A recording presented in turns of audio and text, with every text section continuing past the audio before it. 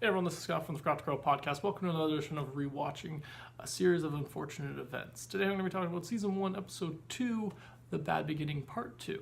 I'm just going to be talking about my general thoughts. I just finished watching the episode a few minutes ago. I really enjoyed this episode because it does a great job of encapsulating some of the interesting elements from the book, while also giving us a bunch of things that I think are to kind of hook you on for the season in this show, for those people who didn't necessarily read books or didn't read all the books. Because I learned recently when I did a trailer action for the third season that there are some things in this show that they've actually taken from a couple of the books that I didn't know about. Lemony Snicket, there was an unofficial biography and I believe the secret or the incomplete history of a secret society. I think those are two other books in the by Lemony Snicket, and so I believe they take some elements from that. But I really enjoyed this episode because it's just kind of fun episode. I really enjoyed the ties, how well it ties to the book. I thought like they did a lot better job than the movie did with this, except for the play. If I'm not mistaken, in the book take place in his backyard, in Cannibal's backyard. If I'm not mistaken, I feel like that's. For some reason, I've had that in my mind, but be sure to let me know in the comments below if you guys know for sure whether in the books if it was actually at a theater or if it was in his backyard. For some reason, it's just sticking out of my mind that it was supposed to be in a backyard. But yeah, we start off this episode with a flashback, which explains how the kids end up with Count Olaf of all people. And when I was watching this scene, I was trying to think. I don't remember if that was from the books either. I don't know if it's from like the Lemony Snicket book or the Incomplete History book. I don't know for sure, but I thought that was interesting. I liked that element that they added into it. It felt kind of like Netflix did a really good job of putting their own kind of twist on these things, adapting it obviously to being told through a TV medium as opposed to being told through the book medium, updating some of the language obviously for that, just, watch as opposed to saying read. But I just like how they kind of update some of that. And so before I wasn't really sure, well, I'm still not sure, but I'm not sure whether those flashbacks are a creation of Netflix or from the books or not, but I really enjoyed that they inserted it anyways. Along with a couple characters in this that I'm not as sure about, the ones that kind of seem to be helping out their parents who are, spoilers, well not really, still alive I guess. That's one of the things that I'm just like, I can't remember any of that from the books.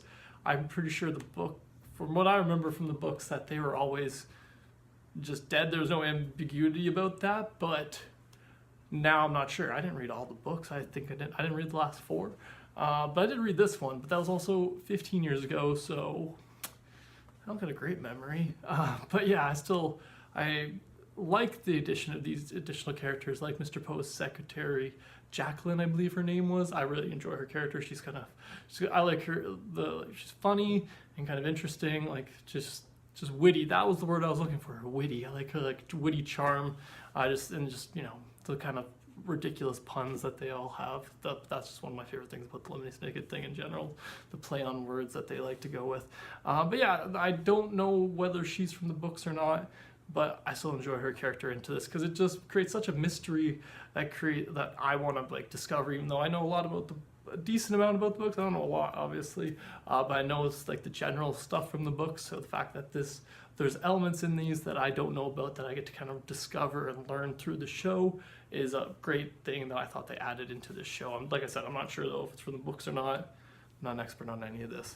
I'm just sharing what I like about this episode. But yeah, some of the other things I like about this episode, Lemony Snicket talking about his lost love Beatrice. I thought that was a nice little addition because I do remember that actually being in the books, I believe. If not, then I did read the autobiography and I forgot. But anyways, yeah, I just like that kind of addition. I like all the scenes with Lemony Snicket intervening and just having a chat and narrating. It's just great. I enjoy those scenes. Yeah, so we had the wedding play in this one, which I remember reading the book and thinking what a ridiculous idea, and then everybody goes along with it. No one ever believes the kids. That's one thing that I remember a lot from reading the books, and that they do a great job of incorporating into the show, is that nobody ever believes the kids. Everyone's just like, oh, kids, stop being, but they're the smartest ones in the whole thing, which I think was written that way, obviously, for us to connect to when you're reading it. As a kid, you're reading this and you're connecting with the kid, but it's just, I really enjoy the way they bring that to life in in this show and in this episode in particular.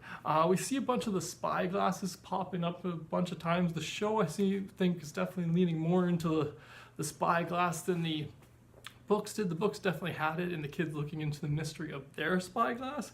But in this one, like at one point, you see Jacqueline and her partner like looking like they're gonna use it as like a billy club or something. I'm just like, okay, cool. I just like the kind of gadgetry of it. It's been a bit since I watched the first season, probably since it first came out. So these things are just kind of refreshing in my memory as I'm rewatching it. But yeah, what are some other things? Oh, the left-hand turn.